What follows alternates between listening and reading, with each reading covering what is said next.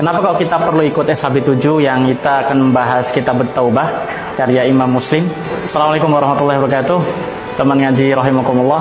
Karena Nabi SAW bersabda, inni la astaghfirullah fil yawmi mi'ata marrah. Jadi Nabi SAW 1400 tahun yang lalu mengatakan bahwasanya aku bertobat kepada Allah dan beristighfar sehari sebanyak 100 kali. Maka kita perlu untuk mengagendakan ini menjadi sebuah aktivitas harian kita. Kita ingin bagaimana bertobat, beristighfar kepada Allah Subhanahu wa taala. Perkenalkan, saya Ferry Septianto dan saya ucapkan selamat datang, ahlan wa sahlan kepada teman-teman ngaji semuanya di Sekolah Hadis Bersanad yang ke-7. Semoga teman-teman yang mendaftar atau teman-teman yang belum daftar, silahkan mendaftar, masih ada kesempatan.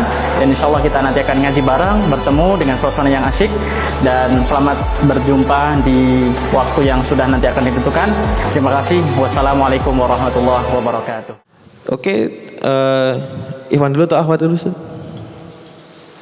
Ikhwan dulu, sebutkan nama dan pertanyaan singkat, kemudian ditambang dulu atau satu-satu, Ustaz? Oh, langsung aja.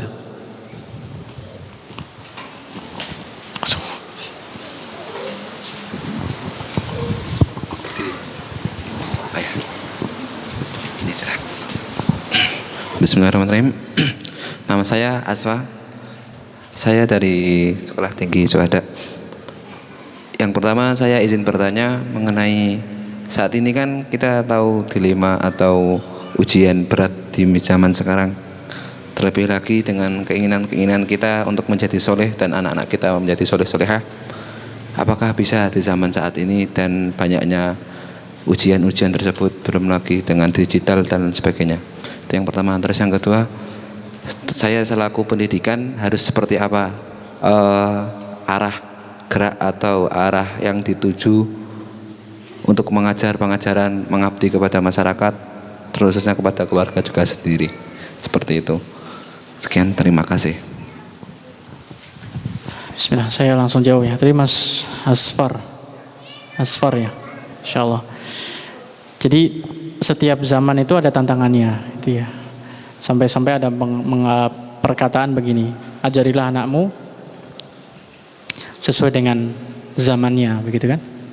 Karena sesungguhnya apa yang kita dapatkan hari ini, tantangan kita hari ini tidak sama dengan tantangan 20 tahun atau enggak usah jauh-jauh, 10 tahun yang akan datang.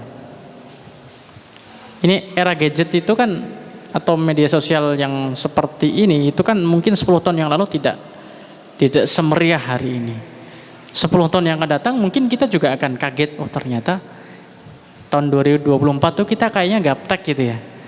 Kalau kita dibandingkan dengan tahun 2000 misalnya 40 gitu. Insya Allah kalau masih hidup ya. Atau tahun 2050 100 ya. Allah alam. Jadi kita harus sadar bahwasanya setiap zaman, setiap era ada tantangannya. Tafadhol silakan. Setiap itu ada tantangannya. Tapi Islam itu memberikan sebuah hulul ya, sebuah penyelesaian yang itu bisa dilakukan atau bahkan bisa digunakan untuk kapanpun, dimanapun kita berada. Al-Quran, kemudian itu menjadi diramu oleh para ulama kita. Itu adalah sebuah jawaban sebetulnya yang sangat relevan. Itu sangat relevan untuk kapanpun, dimanapun. Hanya saja kemudian kita bisa sesuaikan dengan tantangan kita pada hari ini. Tantangan kita pada hari ini diarahkan dengan sesuatu yang baik misalnya. Karena kalau enggak ya, kita nanti akan tertinggal jauh, sehingga kita tidak menggunakan itu, sehingga apa? Kita akan ya tertinggal jauh, bahkan mungkin kita kalah dengan yang ya orang-orang lain. Makanya di sini saya ingin tegaskan bahwasanya Islam ada penyelesaiannya itu, bahkan dalam Al-Quran, dalam hadis Nabi, karya para ulama, itu perlu kita gali. Makanya teman-teman yang mungkin berkutat di dunia pendidikan, jangan malas untuk buka khazanah yang itu adalah khazanah Islam. Sebetulnya itu sangat banyak sekali. Dalam dunia Islam, kita ada banyak sekali teori-teori yang bisa kita ambil. Misalnya antum yang di psikologi, cobalah buka bagaimana sebetulnya Al-Quran itu membahas psikologi manusia itu apa sih dalam Al-Quran. Antum yang belajar kedokteran atau kesehatan, cobalah. Ada, hanya kita malas buka aja itu. Masalah kita kan seperti itu, kita punya bakat. Dulu guru kami punya sering mengatakan begini, nahnu indana mauhibah. Kita ini punya bakatnya tapi jangan diteruskan. Itu apa? Fi tadyi'il furas. Kita ini sering menyanyiakan kesempatan. Kita punya kesempatan ini belajar. Kita punya kesempatan untuk menggali nilai-nilai yang ada di situ, tapi kita nggak menggunakan itu. Nah, itu ya. Jadi yang pertama, dan dunia pendidikan ini adalah dunia yang sangat perlu untuk kita gali, terlebih dengan nafas-nafas yang ada di dalam yang sudah dirumuskan oleh para tokoh-tokoh kita, yaitu para ulama kita, kemudian kita gali, kemudian kita rumuskan. Makanya kami pernah dengan beberapa teman ya yang punya kegelisahan yang sama, kami pernah berkumpul untuk membahas kurang lebih mungkin ada berapa bulan ya, sekitar 4 atau 5 bulan kita membahas buku-buku tentang adab. Ada sekitar 10 kitab adab yang berbahasa Arab, kemudian kita resum, kemudian kita presentasikan. Waktu itu COVID ya, jadi gimana ya kita bisa menggunakan ada yang di Jogja, ada yang di Solo dan sebagainya, kemudian kita bisa bikin Zoom meeting gitu ya.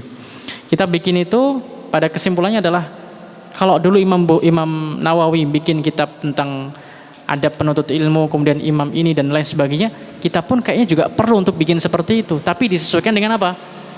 Disesuaikan dengan tantangan kita. Karena tantangan kita hari ini tidak sama dengan tantangan kita Imam Nawawi yang wafat 676 Hijriah. Tidak sama dengan tantangan Imam Syafi'i wafat 204 Hijriah dan lain sebagainya. Beda itu kan. Tetap temanya adalah adab penuntut ilmu, tapi mungkin disesuaikan dengan hari ini. Ini perlu jadi sebuah masukan tentunya. Nah, waktu itu kita sempat di situ tapi belum selesai. Tapi sudah ada kita mengarah di situ. Jadi membuat sebuah kayak adab penuntut ilmu tapi di era kekinian yang hari ini. Semoga bisa menjawab, Mas. Wallahu a'lam. Oke, satu dari Ahmad. Tolong dioper.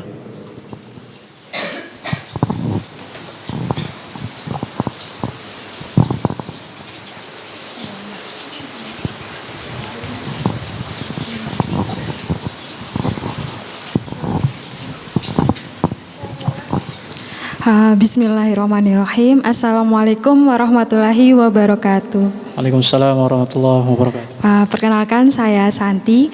Saya ingin bertanya, jadi sebelumnya saya pernah ngajar di salah satu SD Jogja, dan waktu itu tuh saya masuk di ruangan kelas 6 SD, dan di mana menurut saya melihat kondisi yang menurut saya itu begitu memilukan, Ustadz, karena para siswa ceweknya itu tuh bawa kosmetik, dandan, terus itu cinta-cintaan dan kurang sekali untuk menghargai para guru gitu, Ustadz. Dan yang saya tanyakan, hal apa yang harus dilakukan dan mungkin ada edukasi apa yang mesti kita lakukan untuk di pembelajaran di zaman sekarang gitu, Ustadz. Dan terus satu lagi, kalau sekarang itu kan hal untuk belajar itu sangat mudah ya, dan semuanya tuh serba instan gitu. Apa yang kita cari, semacam informasi segala macam tuh ada semua di Google. Dan itu tuh terkadang bisa menimbulkan kemalasan seperti membaca buku kayak gitu, Ustadz. Yang saya tanyakan, bagaimana cara membangkitkan semangat dan hal apa yang harus dilakukan agar jiwa kita atau ruh kita tuh bisa seperti para guru atau para ulama seperti dahulu gitu, Ustadz. Terima kasih. Ya, ini kegelisahan kita bersama ya. Terima kasih tadi Mbak Santi ya. Jazakillah khairan. Jadi sudah berbagi kegelisahan untuk kita semuanya. Ini memang ya perlulah kita untuk sharing kegelisahan tuh biar jangan itu diemban oleh 1-2 orang aja. Masalah itu kalau kita pikul bersama-sama lebih ringan daripada kalau itu yang mengemban cuma 1 orang misalnya. Ini juga sebuah tantangan juga di era kekinian, bahwa tadi sampaikan di kelas 6 yang dulu mungkin anak-anak ketika di sekolah boro-boro bawa alat kosmetik gitu ya, mungkin datang ya bawa makanan aja, mungkin itu sesuatu yang wah gitu ya, karena memang zamannya sudah berbeda tadi. Karena apa? Karena ya tadi tontonannya, mungkin yang ngeliatin orang-orang yang Ya itu tadi, ya suka dandan di YouTube-nya atau di TikTok-nya atau di Instagram-nya dan sebagainya, yang itu mungkin tidak dikontrol.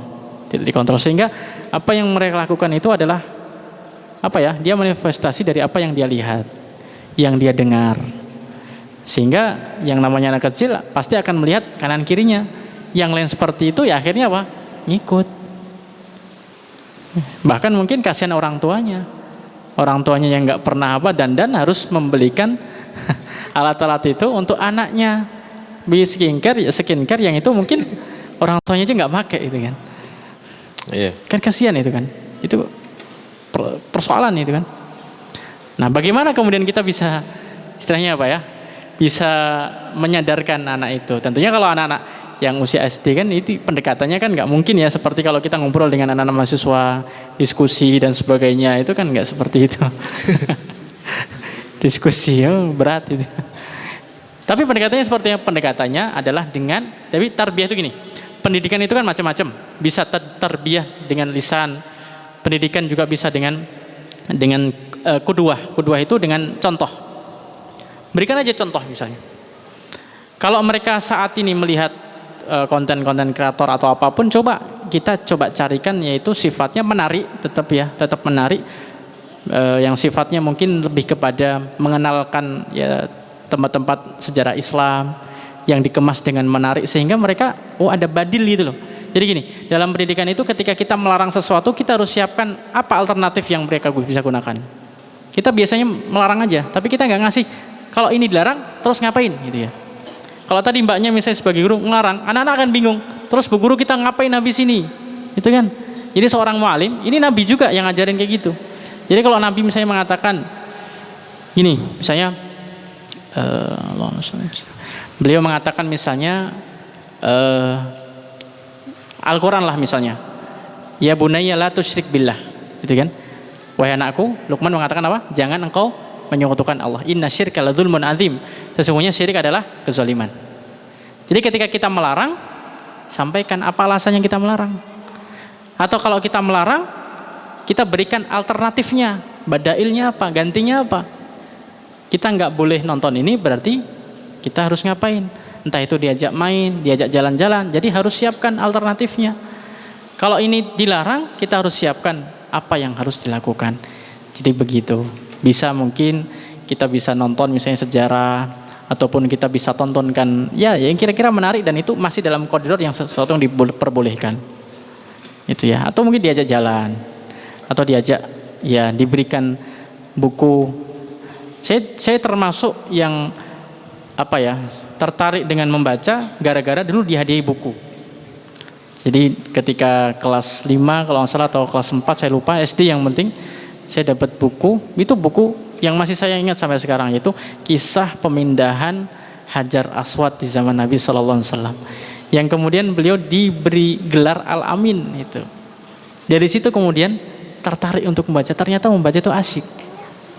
Bisa juga dihadiahi seperti itu kan, buku yang tentunya sesuai dengan usia-usia mereka, yang itu baik, sehingga apa, ketika ya kita berdoa lah, semoga Allah berikan ya kemudahan, karena sesuatu yang keluar dari hati pasti akan masuk ke dalam hati. Itu. Kemudian yang berikutnya tadi terkait dengan dunia pendidikan kita ya, yang hari ini mungkin kita dimudahkan dengan segala sesuatunya. Ya, kita modalnya hanya scroll gitu kan. Tapi kita sudah bisa menjawab pertanyaan hanya dengan scroll gitu kan. Atau sudah bisa komentar gitu kan. Nah, itu yang kita harus luruskan. Makanya ngaji itu tetap harus kita ya belajar secara langsung begitu ya. Kalau memang kita ada jarak ya oke lah, itu jadi salah satu alternatif kita bisa belajar secara online dan sebagainya. Tapi ya keberkahannya berbeda tentunya. Keberkahannya berbeda. Dan itu yang kita perlu sayangkan adalah jangan sampai kemudian kemudahan ini malah membuat kita malas untuk belajar. Gitu ya. Sesuatu yang instan itu juga akan cepat hilang. Ya, ada ungkapan begini. Man ramal ilma jumlatan dhahaba anhu jumlah. Kalau kita ini belajar ilmu langsung sekaligus, insya Allah akan sekaligus hilang juga. Sesuatu yang instan, mudah kan? Tapi juga akan cepat hilang. Kayak orang misalnya ngafal Quran. Sehari dia hafal misalnya setengah juz misalnya. Cepet tapi cuma ngejar setoran aja, insya Allah besok sudah nggak nempel lagi di sini. Karena apa? Dia hanya sebatas cepet dan instan. Tapi kalau dia ulang ribuan kali bahkan puluhan ribu kali, insya Allah dia akan nempel. Ya, kullama takarrara sesuatu yang kita ulang itulah yang nanti akan melekat pada diri kita. Jadi jangan sampai kemudahan yang kita miliki hari ini jangan sampai nanti malah membuat kita ini malas. Ya kadang itulah ujian kita. Dulu Imam Bukhari dan orang-orang di zamannya diuji dengan serba tidak ada. Hari ini kita diuji dengan serba ada. Kalau seandainya Imam Bukhari hidup zaman ini mungkin yang didapatkan hadisnya lebih banyak, gitu kan? Gak usah jalan kaki, gitu kan? Hari ini kita yang diberikan fasilitas 15.000 km nggak harus 16 tahun, mungkin kita hanya berapa bulan. Tapi kenapa ilmu kita nggak menyamai Imam Bukhari? Kalau kita belajar hadis nggak harus kemana? Ke Bukhara, nggak harus ke Naisabur, nggak harus ke situ. Kita tinggal rebahan, buka Google, udah insya Allah. Besoknya jadi Syekhul Islam, gitu kan? Mimpi kali ini, mimpi. Allah alam. Iya, kadang kalau ikut kelas online juga adabnya beda seperti hadir offline ya Ustaz. Kan bisa rebahan tadi, bisa rebahan, bisa tidur, bisa atasnya pakai kemeja, bawahnya pakai celana pendek gitu. Pelaku Ustaz. Nah, itu memang beda. Makanya sekolah hadis bersanad dan kelas-kelas di Trans Dakwah kebanyakan offline, sehingga kita niatnya pengen mengulangi masa kejayaan Islam mulai dari Teras Dakwah.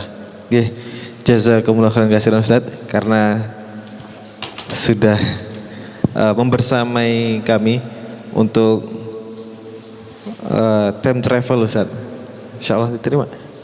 Untuk mengungkap kisah, mencari teladan dari kenangan kisah Imam Bukhari dan Imam Muslim, dan tentunya nggak cuma dua itu. Nah, kalau teman-teman setelah ini mencari kisah-kisah lainnya pasti akan banyak sekali teladan yang bisa didapatkan. Jazakumullah khairan katsiran. Dan teman-teman sampai jumpa di kajian-kajian Rasdakwah selanjutnya. Ada kajian Amidah bisa setiap hari Jumat dan ngaji asyik setiap Rabu, dan mulai besok tanggal 14 bulan apa ini? Saya lupa. Mei. 14 Mei kita mulai pertemuan pertama Sekolah Hadis Bersanad angkatan ke-7 membahas kitab At-Taubah karya Imam Muslim. Semoga kita semua di sini dimudahkan untuk bisa tersambung dengan teladan kita Imam Muslim. Dan jangan lupa kita juga ada program kelas pranikah ya. Di TV kalau tadi teman-teman lihat ada program kelas pranikah yang bisa diikuti dengan mengklik atau hubungi nomor yang sudah ada di layar tadi. Kami cukupkan pertemuan kajian pada malam hari ini. Semoga kita mendapatkan berkah dari guru-guru kita, dan kita selalu doakan kesehatan dan keberkahan untuk guru kita Ustadz Ferry. Semoga bisa terus membersamai kita, dan kami juga mendoakan teman-teman supaya sehat selalu, bisa hadir kembali untuk melanjutkan estafet belajar ini. Amin. Kita cukupkan dengan doa penutup majelis. Subhanakallahumma wa bihamdika asyhadu an la ilaha illa anta astaghfiruka wa atubu ilaik. Terima kasih. Wassalamualaikum warahmatullahi wabarakatuh.